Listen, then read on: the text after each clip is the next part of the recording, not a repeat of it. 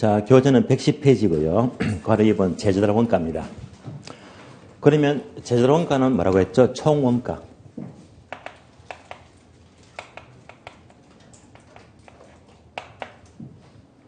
지문 볼게요. 보시면요. 첫 줄, 제조달 원가란 대상 부동산을, 자, 기준 시점 동그라미. 얘가 가장 중요합니다. 기준 시점 하게 되면요. 얘는 처음 듣는 거 아니죠. 우리가 입문 과정에서 기준 시점 하게 되면 가격 조사 완료 일자가 되게 중요하다겠어요. 가격 조사 완료 일자가 기준 시점이 된다. 그래서 이렇게 설명했습니다. 12월 1일 날, 자, 평가를 의뢰하고요. 다음에 4일부터 6일까지 현장에 나간다. 현지 조사. 다음에 8일 날 감정평가 보고서를 작성하고요. 다음에 10일 날 보고서를 제출하더라. 시점이 5개 나왔잖아요. 가격조사 완료 일자 하니까 언제를 말한다? 가격조사 완료 일자. 얘가 바로 기준 시점입니다. 기억나시죠? 네, 기준 시점. 항상 감정평가는 언제나 기준 시점이 원칙입니다. 따라서 기준 시점이지 위에 여백에다 적어줄래요. 신축 시점 X. 자꾸 신축 시점을 집어넣습니다. 자, 신축이 아니고 기준 시점이에요. 기준 시점 현재 새로 재생산 또는 재치단돼 소유되는 모든 적정 원가의 총액이다. 밑줄 아닙니다. 적정 원가의 총액 밑줄. 따라서 적정 원가 총액이 바로 총 원가를 말해요. 어느 시점? 기준 시점입니다.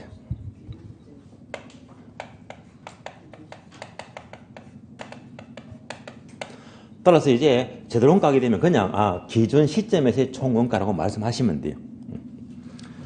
우리 시험은 항상 여기다가 뭘 집어넣더라? 신축 시점을 집어넣으니까 틀린 말입니다. 아주 중요합니다.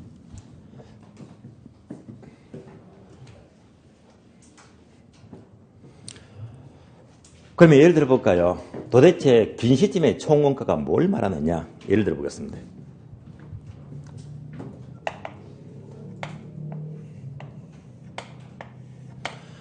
자, 2년 전에 건물을 신축 지었습니다. 2년 전이면 2015년 12월 말입니다. 자, 이 건물을 총 얼마 주고 지었지? 10억 주고 지었대요. 총 원가 얼마입니까? 10억. 근데 얘는 총 원가는 맞지만 2년 전 지었으니까 신축 시점입니다. 그러니까 얘는요, 재원가는 될 수가 없다 이 말입니다. 항상 기준 시점입니다. 그럼 얘는요, 2년 전 10억짜리 건물을 언제, 자, 지금 짓자.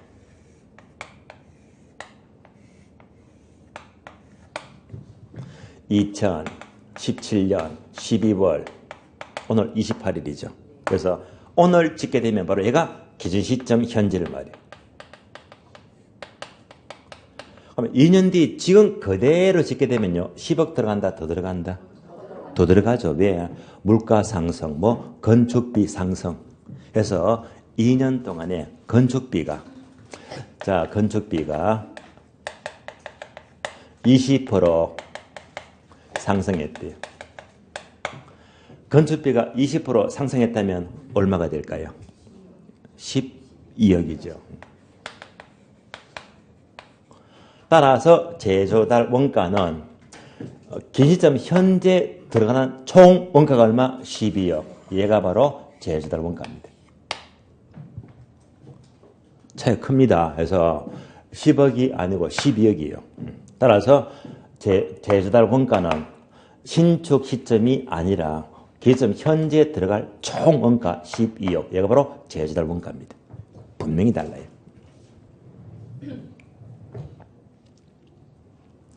자, 보았고요. 다음에 종류입니다. 그러면 동그라미 2번 보게 되면 종류가요, 기억번, 복조원가. 다음에 니은번, 대치원가다. 복조원가를요, 같은 말로 재생산비용 이렇게 부르고요. 니은번요, 대치원가를 대체비용 이렇게도 표현합니다. 자, 자, 두 가지죠. 복저원가와 대치원가입니다.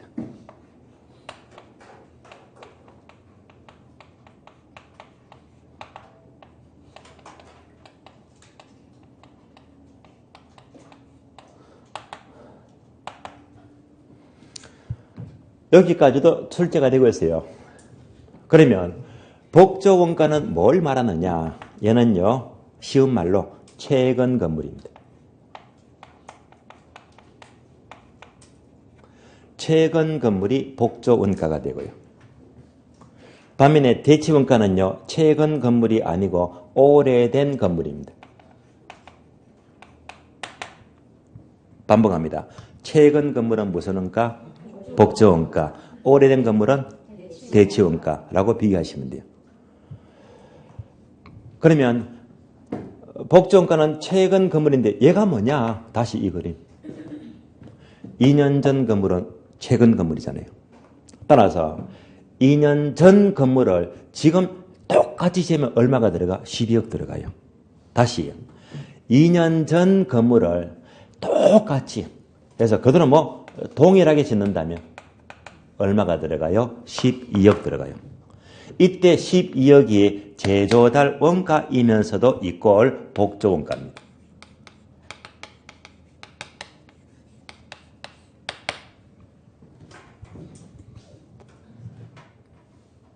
복저원가 아시겠죠? 따라서 복저원가는요, 최근 건물은 똑같이 짓는다면, 그래서 물리적으로 동일하게 짓는다면, 그래서 얘는 물리적 개념입니다. 물리적 개념입니다.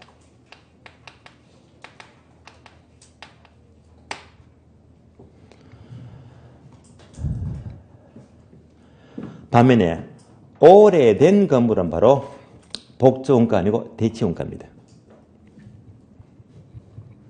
예를 들면요, 이 건물이요, 2년 전 건물이 아니고 7년 전 건물이에요. 7년 전. 7년 전 건물이면요, 최근 건물입니까? 오래된 건물입니까? 오래된 건물. 하시면 안 돼요. 속지 마세요. 예. 자, 한 번 더. 자, 아파트가 있어요. 아파트. 아파트가 2년 전 거는 새 건물이죠. 안 그래요? 5년 전 거는요, 새 건물입니다. 새 건물입니다. 7년 전 거는요, 새 건물입니다. 아파트는요, 10년 이내 건물은 전부 다 새 건물로 칩니다. 아시겠어요? 다 비싸요. 그러니까 7년 오래는 하시면 안 돼요. 그래서 아파트나 건물은요, 7년 있다 깔끔합니다. 아시겠어요? 깔끔해요. 그러니까 7년 전 것도 뭐가 되지? 바로 이렇게 해서 복저원가 구해야 됩니다. 그러나 아파트나 또는 건물이 자 5년, 7년이 아니고 20년 지났대. 이런 게 뭡니까? 오래된 아파트, 오래된 건물입니다. 오래된 거. 이렇게 오래된 건물은요, 똑같이 지을 수가 없잖아요. 왜? 너무 오래되었어요. 건축 방법이 달라졌잖아요. 그러니까 이렇게 너무 오래된 건물은요, 물리적인 축조가 절대 X 불가능합니다. 자, 이렇게 오래되었다. 20년 지났습니다. 그럼 이제 건물 대신에 이걸 넣어볼까요? 자동차다. 자동차. 요즘 잘 나가는 그랜저 있죠. 자, 신형 너무 잘 나갑니다. 그랜저가요. 그러면 20년 전 그랜저는요, 한참 오래됐잖아요. 이런 모델은 분명히 단종됐어요. 안 만들잖아요. 그랜저로 자꾸 바뀌고 있잖아요. 그럼 이런 모델은요, 단종되기 때문에 이미 물리적인 축조가 절대 불가능합니다. 그러면은 어디 가면 사겠지? 중고시장. 그럼 자, 그랜저 자동차가요, 20년 전 거다. 이거 중고시장 가면요, 얼마 주고 살 수 있을까요? 대충 불러줘요. 200만 원 좋습니다. 자, 그랜저 차가요, 20년 됐다. 얼마? 200만 원. 얘가 뭡니까? 비싸요. 예. 낮추시다, 100만 원. 예. 저는 조도 안 하겠어요. 너무 오래되었어요. 애물단지죠. 예. 그러니까 너무 오래돼서 이미 단종되었고, 얘는요, 중고시장 가니까 경제적 값어치가 얼마 하더라? 100만 원 하더라. 얘가 바로 대치원가. 대치원가. 그래서 항상 대체가 너무 오래되기 때문에 똑같이 만들 수가 없어. 그러니까 뭘 따진다? 경제적 값어치만 따지자 이 말입니다. 그래서 얘는요 경제적 개념입니다.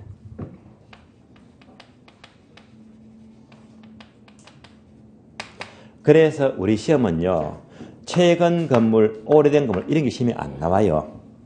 물리적으로 똑같이 짓는다면 뭐 복조원가, 경제적인 효용 가치를 따진다면 대치원가 이렇게 묻는다 이 말입니다. 그러면 대부분 건물들은요 너무 오래된 것보다는 주로 이런 것들이 많잖아요. 이런 것들이. 그래서 되게 감정평가에서는 거의 실무에서는요 바로 복조원가 이걸로 자 재론가를 거의 다 구하고 있습니다. 그러니까 바로 실무적이죠. 실무에서 거의 구하니까. 이것도 논리가 맞잖아요. 오래된 거. 경제 값어치를 따진다. 이런 것들은 어디까지나 이론적이다. 그래서 실무에서는 주로 거의 제조달 원가는 복조 원가로 평가사들이 이렇게 건물 원가 구하고 있습니다. 복조 원가.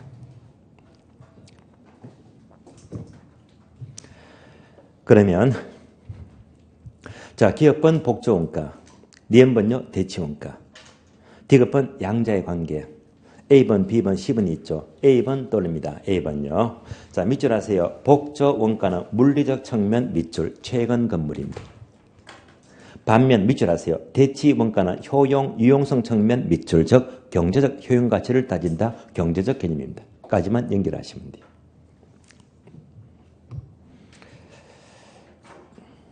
자, 10번 밑줄입니다. 대치 원가로 복선 가격 구하는 경우에는 따로 기능적 감가는 행하지 않는다. 일단 밑줄 하시고요.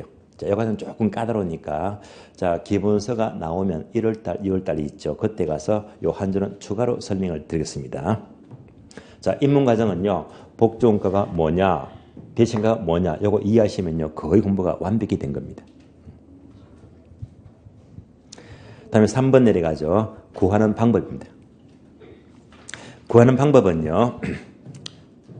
기업번 기본적인 산정 방법 나오잖아요.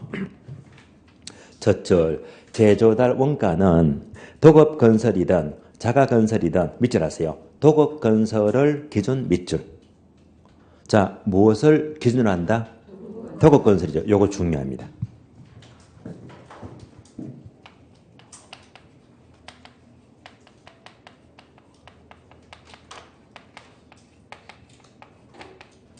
바로 도급 건설 기준입니다. 예를 들어 볼게요.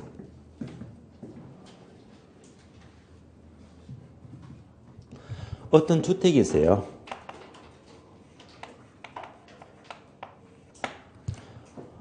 주택을 짓는 형태가 두 가지입니다.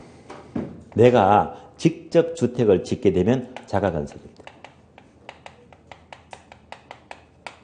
내가 직접 지을 경험이 부족하니까 건설회사에 맡기더라. 바로 도급건설입니다. 두 가지가 있어요.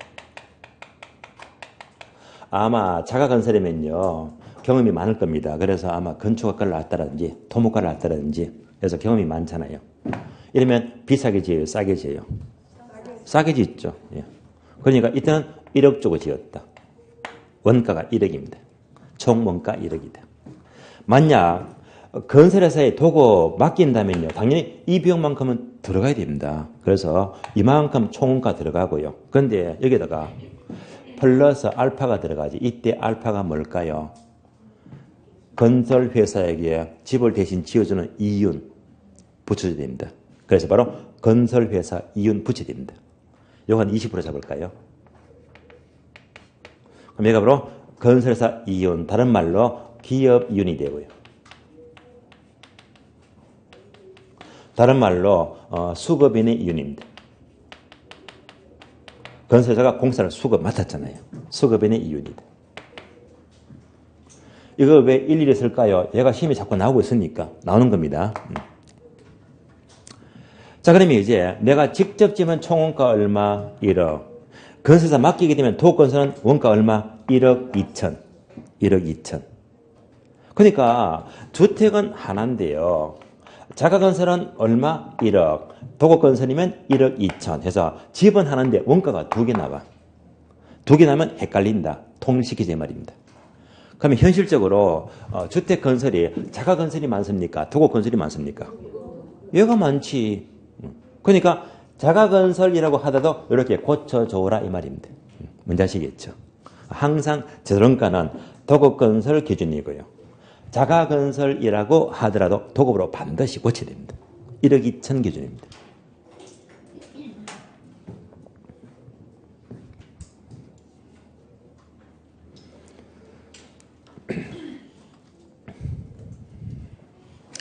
자, 여러분들 지금 재론가 3방식은요, 제가 분명히 말씀드렸습니다. 학교에서 가장 어렵다.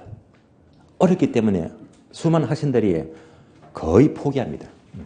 못 따라가요. 왜 못 따라가죠? 실제로 정규 시간 때는요, 원가법 하게 되면 이런 설명 다 안 합니다. 이런 그림도 안 그려요. 바로 원가법 공식 이렇게 되는데요. 재론가는 총원가입니다. 긴 시점 밑줄 쫙쫙 꺼버리고요. 다음에 원가가 두 개는데 얘는 물리적 개념 똑같이 짓는다면 얘는요 오래된 것 하면서 밑줄 쫙쫙 짓고 그냥 패스하거든요. 그리고 방법 나왔다. 무조건 뭐 도가 기준하면서 그리고 딱 패스해버립니다. 그러니까 이렇게 결과만 다 미치고 패스해버리면 들어도 모른데 말입니다. 또 들어도 몰라요. 입문 과정에서 제가 일일이 뭐 공식 이럴 때 이렇게 풀어집니다. 그리고 긴 시점 하게 되면 이게 전부 다 예를 다 들을 거예요. 다음에 자가 도급도 바로 전부 다 예를 다 들었으니까 여러분들 지금 단순히 암기만 합니까? 이해를 하고 이해를 하는 겁니까? 3방식도 이해를 하고 있잖아요. 공식이지만. 그러니까 한번 이해하면요. 이게 시험장에 그대로 간단 말입니다. 그래서 출발이 달라요. 3방식도요. 공식 체계 알고 이해한다면요. 이것도 별로 어려운 거 없다. 시험은 이대로 나오니까요. 그 3방식은 남들이 전부 다 밑줄만 긋고 그냥 암기할 적 여러분들은요. 이미 다 이해하고 들어가죠. 처음부터. 자, 이어서요. 박스 봅니다. 제조달 원가는 단어 두 개 밑줄 하세요. 표준적 건설비 밑줄, 다음에 통상 부대 비용 밑줄. 이 두 개 합한 것이 제조달 원가입니다. 자, 그래서 옮겨봅니다. 제조달 원가는 이꼴 표준적 건설비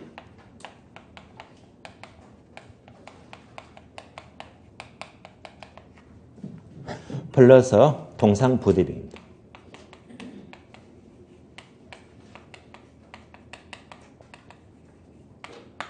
이 단어만큼은 알아야 됩니다. 그럼 표준적 건설비가 뭡니까? 여기까지만 기억하세요.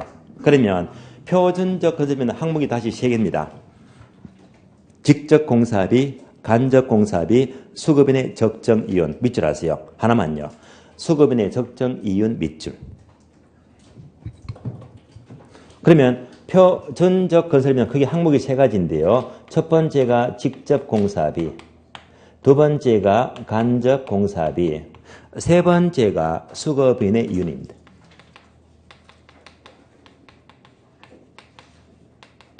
건설회사 이윤입니다. 얘가 딱 드러난 순간 들어가니까 얘는요 자가 건설입니까? 도급 건설입니까? 바로 도급 건설 기준입니다. 도급 건설. 다시 제조달 원가는 수급인의 이윤은 포함된다, 포함 안 된다? 포함된다. 끝. 우리 시험은요 제조달 원가에는 수급인의 이윤은 포함 안 된다. X 틀린 말입니다. 항상 포함한다. 왜 도급 건설이니까? 그래서 요 지문까지 시험 그대로 나옵니다. 그러면 이제 요 3가지가 표준적 건설비가 되고요. 요거 3개 빼고 나머지 기타 비용, 기타 경비. 나머지 모든 기타 경비가 통상 부대비입니다. 예를 들면 뭐 감리 비용, 등기 비용 등등등 기타 비용은 모두가 통상 부대비입니다. 따라서 요거 두 개 합친 것이 총 원가, 제조 원가의 내용들입니다. 그래서 제조 원가는요. 정확히 여기까지만 공부하시면 돼요. 시험은요. 이 범위를 절대 안 벗어납니다. 그러면 이제 시험에서는 항상 묻는 것이 지금 체크된 거 설명한 거 있잖아요. 이것만 계속 묻고 또 묻거든요. 확인해 볼까요? 제조 원가는요. 총원가인데 기준 시점이다. 신축 시점이다. 기준 시점. 원가가 2개인데요. 복조 원가와 대체 원가입니다. 그러면 자 주로 최근 건물이고 물리적으로 동일한 개념은 무슨 원가? 복지원가. 오래된 건물인데 경제적 효용 가치를 따지라 무슨 원가? 대치원가. 이렇게 대답하시면 공부가 다 됐단 말입니다. 그럼 재론가는 항상 건설이 두 가지가 있더라. 자가 건설과 도급 건설인데 항상 무엇 기준이다? 도급 건설. 단어가 두 개인데요. 재론가 이꼴 표준적 건설비 벌써 통상 부대병이다. 여기서 표준적 건설비는 수급의 인이 들어간다 안 들어간다? 들어간다. 무엇 때문에? 도급 건설이니까 이걸로 끝. 공부가 완벽히 끝났습니다. 딱 한 가지 빼고요. 한 가지 빼고. 대치원가는 아까 밑줄에 했잖아요. 대치원가는 기능적 강가는 고려하지 않는다. 밑줄은 그었잖아요. 예, 요것만 설명 안 드렸거든요. 6월달에 설명합니다. 그래서 요까지만 알면요. 바로 내일 심쳐도 합격입니다. 왜? 모사장 제가 암배랑 했잖아요. 얘를 다 설명을 다 해줬지. 이해를 시켜드렸잖아요. 그래서 말이 입문 과정이, 얘는요, 상당히 입문을 해서 정반대로 심화 과정. 설명을 다 드린 거예요. 그럼 이렇게 돼버리면, 한번 이게 이해해버리면, 다음보다 더 들을 게 없대 말입니다.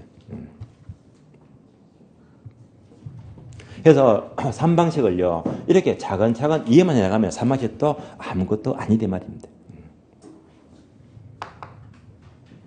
그래서 이제 전반적으로 입문 과정에서 이번 주 3방식, 지난주 계산 문제 시험 풀었잖아요. 또 그 전주에 가격 형성 과정, 또 이제 발생, 형성, 전시 다 설명을 다 들었잖아요. 그러니까 감히 입문 과정에서요, 3주 이상 할인해서 간평하고 계산 문제를 정리한다. 서울의 어느 학원, 전국에 어디 가도 이런 과정은 절대 없습니다. 아예 간평 입도 빵끝 안 해요. 손도 안 돼, 손도. 저는 거의 절반 가까이 3주 이상 하려니까요. 그러니까 입문과정부터 뭐 간평이 특화되고 계산 문제 특화되고요. 여러분들 계산기 항상 휴대하고 준비하고 있잖아요. 출발이 확 떨어져 버립니다. 그래서 분명히 제 수만 따라오게 되면요, 틀림없이 간평 강해집니다. 비교가 안 돼요. 계산 문제 잘한단 말입니다. 그걸로 타학원 생들하고는 뭐 차별화되면서 뭐 이 시즌 차이 납니다. 업돼 버립니다. 확연히 달라집니다. 그래서 이제 어제 수업하면서요, 합격하신 분이 마침 학원에 앉아 계시더라고요. 나이가 아마 60 거의 다 되신 분입니다. 50대 후반인데요. 그래서 사무실에 앉아 계시 인사했습니다. 인사했더니 이분이 이제 합격을 했더라고요. 하면서 이제 자랑합니다. 야, 원래 학교론이 전반적으로 되게 어려웠고 민법이 쉬웠다고 하는데 학교는 지금 더 잘 봤대요. 잘 나왔고 1차는 고득점 나왔대요. 그러면서 학교는 어려움을 불구하면서도 본인 얘기합니다. 올해 계산 문제 10문제 나왔는데 10문제. 되게 나왔거든요. 근데 본인은요, 계산 문제 60이 다 된 나이에 계산 문제를 9개 풀었대요. 9개. 9개 풀었대요. 이렇게 된대 말입니다. 그러니까 뭐 학교는요, 간평 좀 더 체계 잘 잡고 계산 문제만 잘 따르면요, 학교는 무조건 고득점입니다. 무조건 고득점입니다. 그래서 확실히 잘 잡으려면요, 일단 남들이 다 포기하는 부분을 특화시키세요. 그것도 힘든 거 아니니까요. 왜? 혹시 힘들까 싶어서 제가 설명 다 하고요, 키워드 다 물어봤거든요. 물어드리면 책 안 보고 대답 다 하셨잖아요. 입문과정. 감히 입문과정에서. 또 여러분 들은 느낌이, 야, 생각보다 어렵더라가 아니고 따라왔기 때문에 대답을 했거든요. 이렇게 따라오시면 문제가 없대 말입니다. 그래서 절대 3방식 계산 문제에 간평 부담 갖지 마세요. 체계만 잘 잡고 이해하시면요, 이 부분은 얼마든지 자 고득점 공략이 충분히 가능합니다.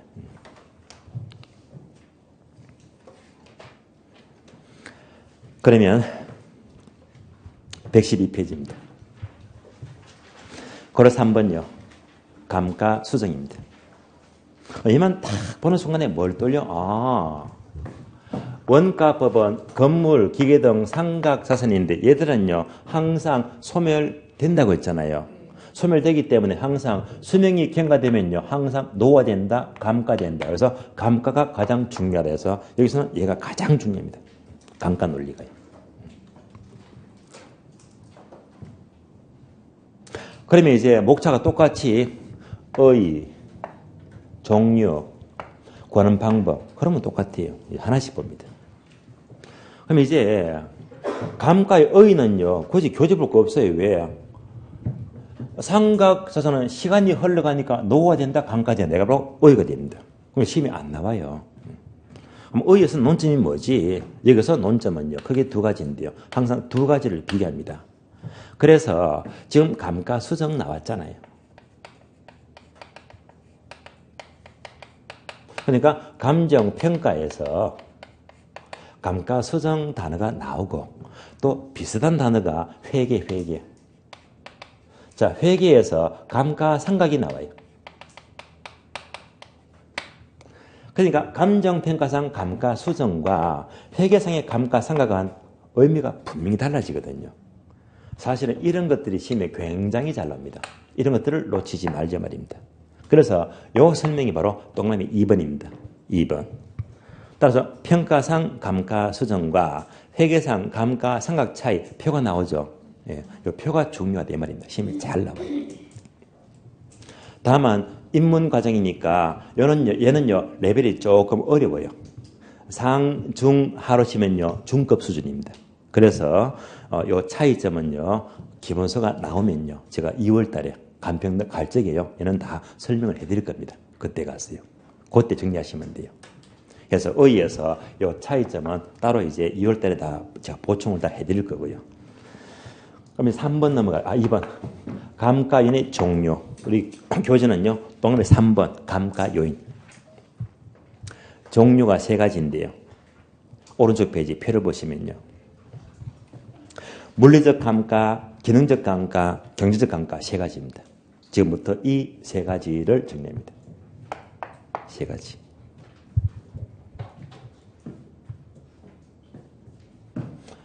그러면 부동산만 이 세 가지가 있는 것도 아니고요. 이 사람도 비슷합니다. 사람도 감가가 세 가지가 있더라. 그러면 이제 기억나실 거예요. 인간의 몸은요 언제부터 노후가 된다고 했어요? 20살부터. 여러분 이미 다 감가가 되고 있어요. 무슨 감가? 물리적 감가. 노후가 된다. 넓고 있잖아요. 이가 바로 물리적 감가다. 물리적 감가는 바로 시간의 흐름이다. 시간이 흘러가니까 이제 노후가 된다. 물리적 감가가 되고요. 그러면 이제 여러분하고 저를 다 비교합니다. 다 같이 늙어가는 처지예요. 늙어가잖아요. 그러니까 이런 과정에서 기능이 다 달라요. 어떤 분은 난 참 위가 안 좋아. 기능이 떨어져. 저는요 대장이 좀 안 좋거든요. 신경을 써요. 어떤 사람은 또 어디가 안 좋더라. 그래서 전부 다 기능이 다 달라집니다. 예. 그래서 이제 몸도 늙지만요 기능도 떨어진다. 바로 기능적 감가입니다. 기능적 감가. 그럼 이 두 가지는 뭐죠? 내 몸이야. 내 몸. 그러니까 바로 내부. 내부적 감가, 내부적 감가. 내 몸 자체가 노후화되고 있고 내 몸에 어느 기능이 떨어지고 있다 해서 내 몸 자체를 말이에요.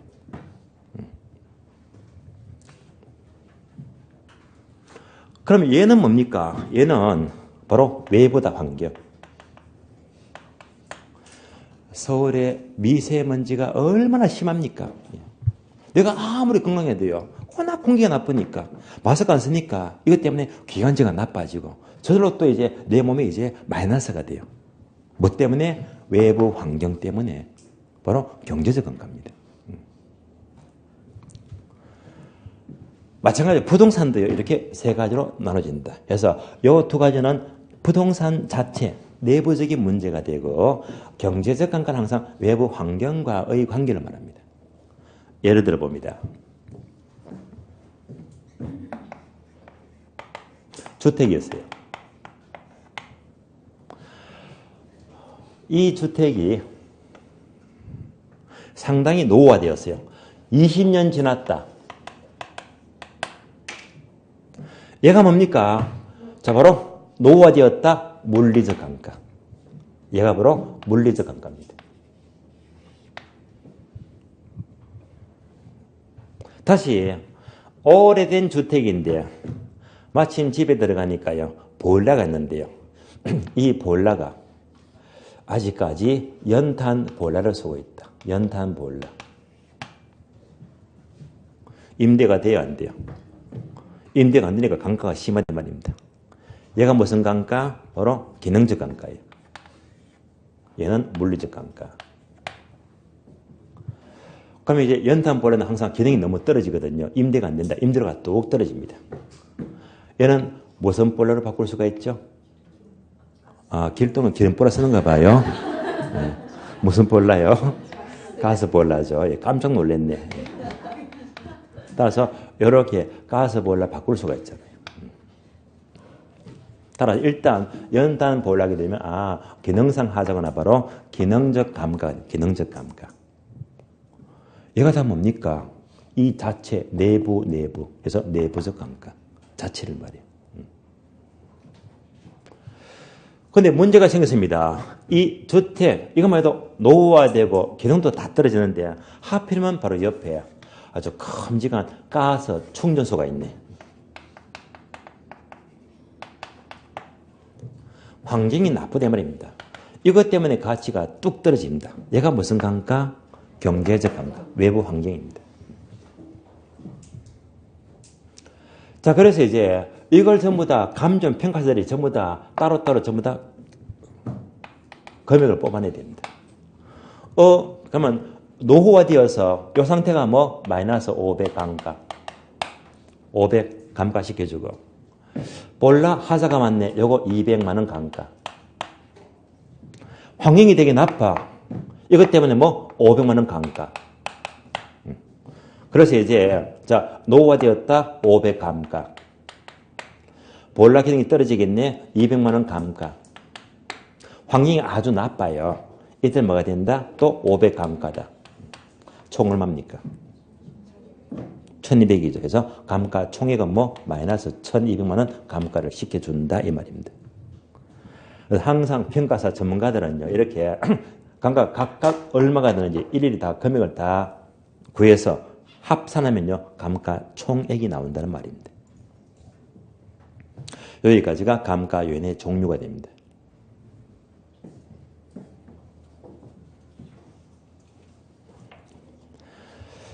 그러면 표를 봅니다. 그래서 물리적 감가와 기능적 감가는 합쳐서 내부적 요인, 내부가 뭔지 아실 거예요. 다음에 경제적 감가는 바로 외부적 요인, 외부 환경을 의미하고요. 그럼 이제 표를 보시면요. 항목이 여러 개 나오죠. 감가 요인.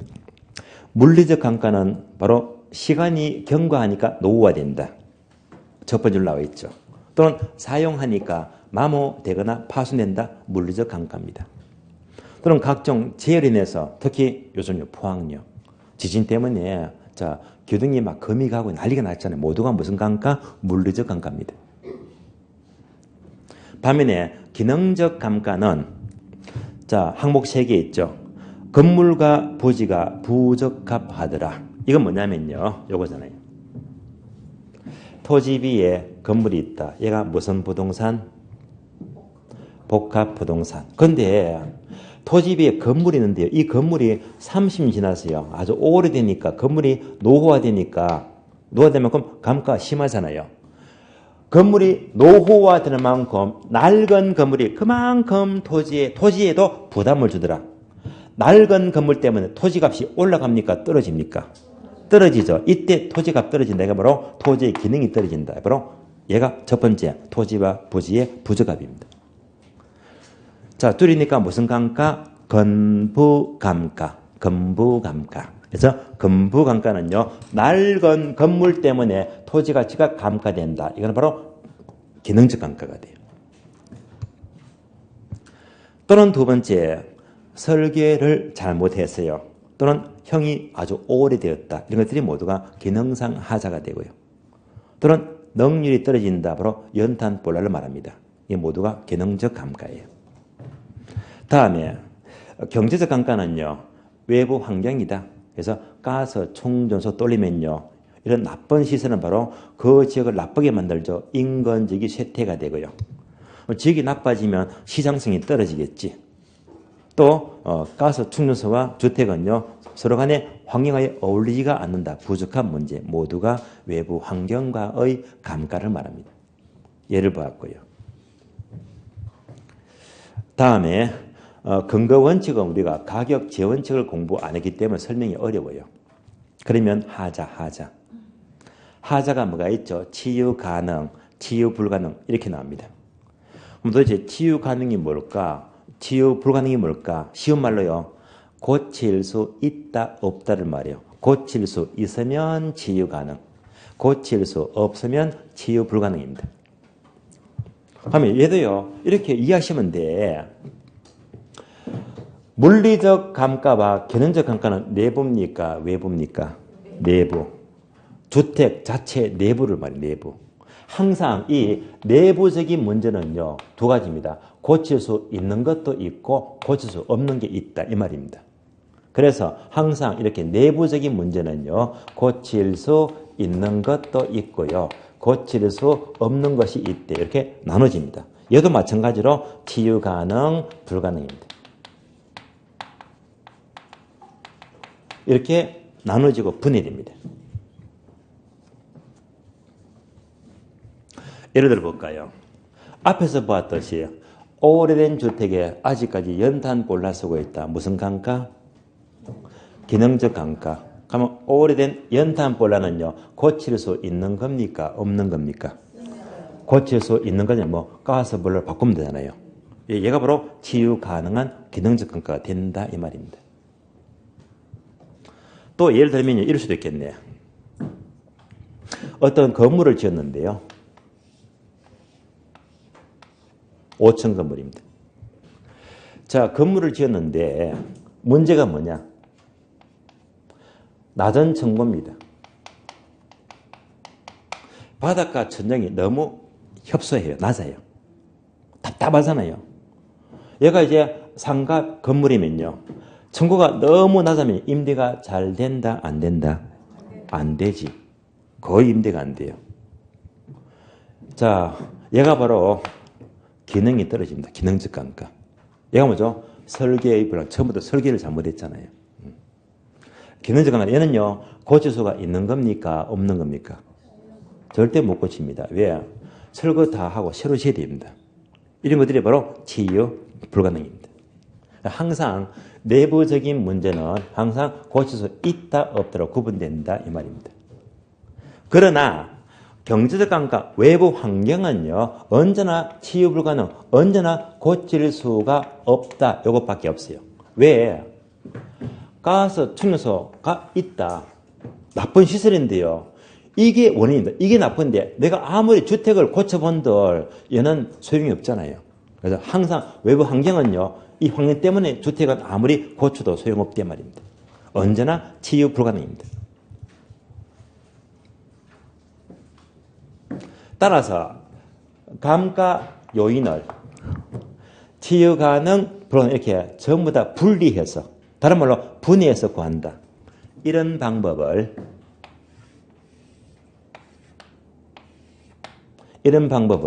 치유 가능, 불가능으로 분리한다. 분해한다고 해서 분해법 이렇게 불러요. 분해법 단어도 여러 번 나오고 있습니다. 분해법이 뭔지만큼은 알아야 됩니다. 이것을 다른 말로 내구성 분해 방식 이렇게 불려요. 내구성 분해 방식이다.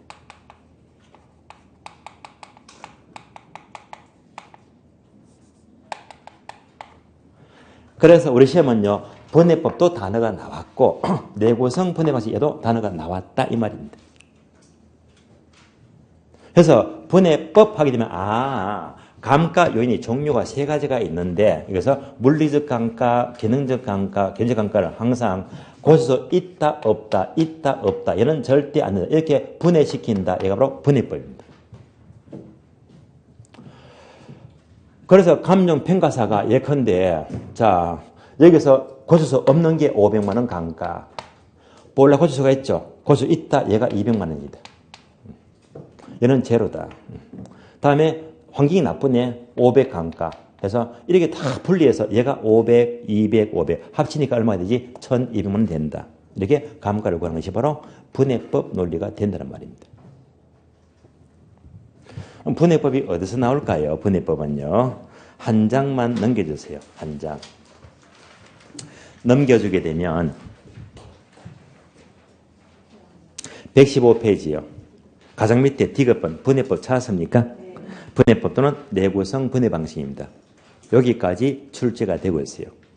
분해법은요, 뜻만 아시면 돼요. 따라서 A번 보게 되면, 자, 분해법은 두 번째 줄부터 봅니다. 두 번째 줄. 밑줄 아세요. 대상 부동산에 대한 물리적, 기능적, 경제적 감가 요인을 치유 가능, 불가능으로 구분하여 감가 누기를 구하는 방법 밑줄. 그리고 이 경우 또 밑줄 아세요. 경제적 감가는 언제나 치유 불가능 밖에 없다. 여기까지만 떠올리시면 돼요. 이거 이상은 절대 안 납니다. 여기까지 공부하시면 지금 부분도요. 그냥 입문 과정이 아니고 중급 이상입니다. 여러분들은 이제 간평을 기초만 잡는 게 아니에요. 지금은 거기가 뭐 입문 넘어서 중급 레벨까지 다 끌어올리는 겁니다.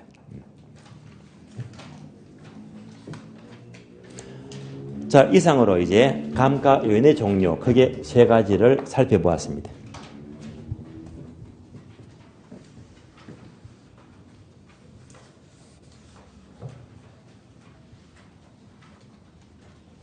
다음에 세 번째, 감가 수정 방법이다. 사실은요, 감가가 최고 중요한데 그 중에서도 얘가 가장 중요해요. 가장 많이 나옵니다. 가장 많이 나면서 또 가장 어려워요. 가장 어렵다. 그러면 감가 수정 방법은요. 114페이지 보시면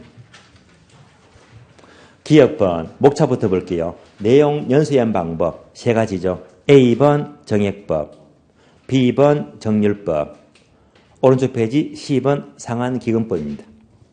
다음에 두 번째 니은번요. 관찰감가법이 나오고 D급번 분해법이 나와요. 방금 분해법은요. 자, 이렇게 해서 설명을 들었으니까 두 개 남았죠. 내용연수법과 관찰감가법입니다. 따라서 감가 수정 방법 하게 되면 특히 우리나라는요. 자, 기억번, 니은번 두 가지를 많이 씁니다. 자, 첫 번째가 내용연수법이고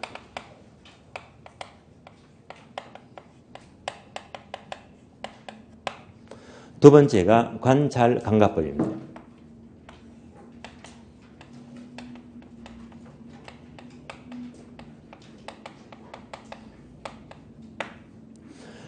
그러면 다시 내용연수법은 종류가 세 가지인데요.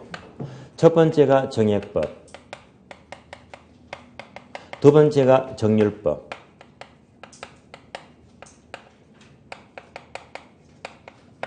세 번째가 상한기금법입니다.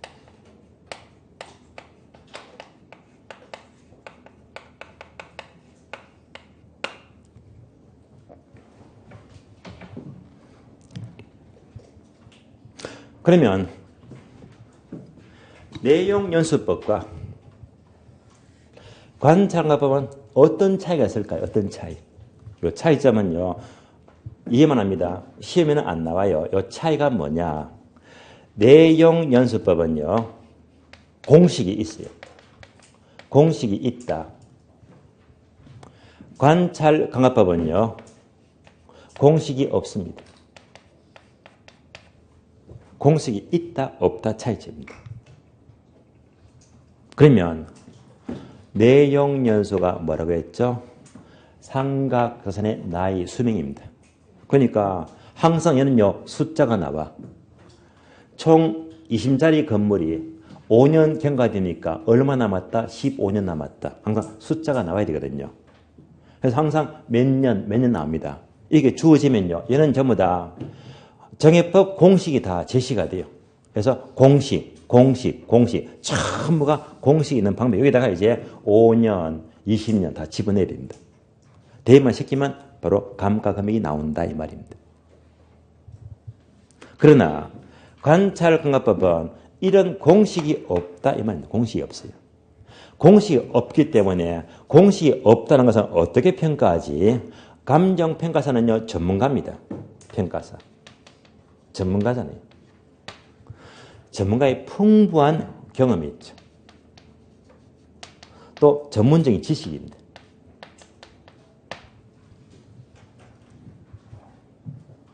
마치 의사들이 병원에 진료 보게 되면요. 천정이 딱 대보고 꾹꾹 눌러보면요. 그 경험에서 어디 아픈지 다 짚어내잖아요. 그런 식으로 어떤 건물을 직접 가서 지켜보니까 여기 하자 있어, 여기 하자 있어. 직접 눈으로 관찰하는 것이 바로 관찰 감각법입니다. 그래서 우리나라는요. 이 두 가지를 같이 어울려서 병용, 어울려서 많이 쓴대 말입니다.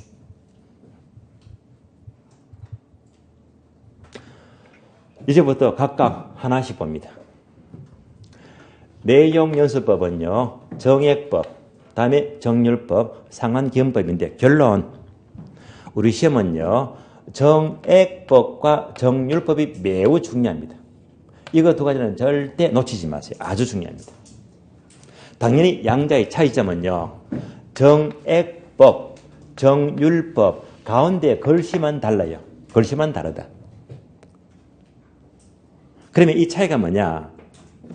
여기다가 감가자만 넣어주면 돼요. 감가. 비교해볼까요? 매년 감가액이 일정하면 정액법, 매년 감가율이 일정하면 정률법입니다. 그래서 감가액이 일정하다 정액법, 감가율이 일정하다 정률법입니다. 그래서 이 두 가지가 특히 중요합니다.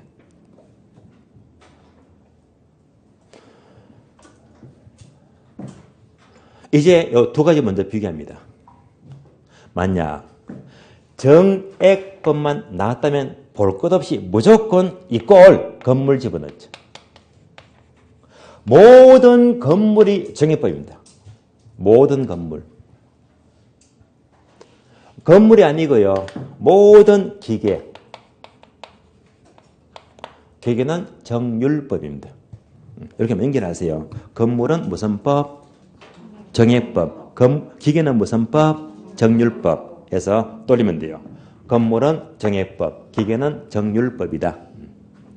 그래서 여러분이 이제 오늘 수업 마치고 딱 나가면 전부 다 눈에 아파트, 주택, 상가 다 보이잖아요. 무슨 법? 정액법 돌리시면 돼요. 모든 건물은 정액법입니다. 예배가 대부분 다 쓰고 있습니다. 그럼 이제 두 가지를 비교합니다. 건물은 정액법, 기계는 정률법이다.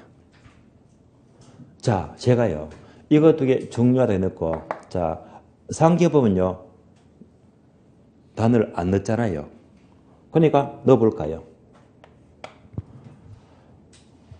자, 상환기원법은 제가 X 해버립니다. X. 이때 X 의미가 뭘까요? 맞습니다. 이유가 두 가지인데요. 첫째는 시험에 안 나온다. 둘째는요. 어느 회사도 X 안 쓴대 말입니다. 그래서 이웃나라 일본에서는요. 이 방법이 오래전에 사문화되었어요. 없어졌대 말입니다.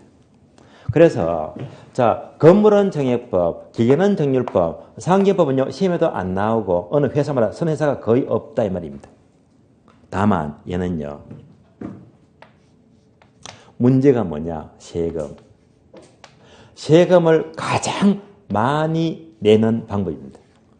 어느 회사가 이 방법을 채택하면요. 세금을 많이 내거든요. 그러니까 아무도 안 선다 이 말입니다. 그래서 이 두 가지를 잘 비교하도록 하셔야 됩니다.